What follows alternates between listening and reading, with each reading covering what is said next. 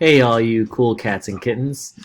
I just wanted to show you how to access the library this year because you actually aren't allowed in the library. So let's kind of just walk through it. It's pretty simple. Go to mapsnet.org, all right? And once you get to mapsnet.org, you want to go up here and you want to select a school. Go to Bothell Middle School.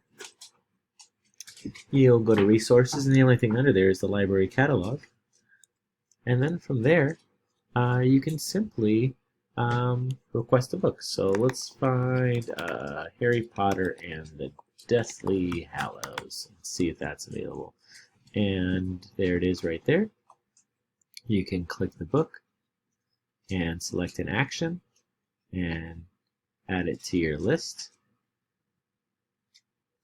And from there, you should be able to have the book either sent to you or it'll be sent to the office. That we're not totally sure about, but this is kind of the way to start the process of getting a book requested. All right, happy reading and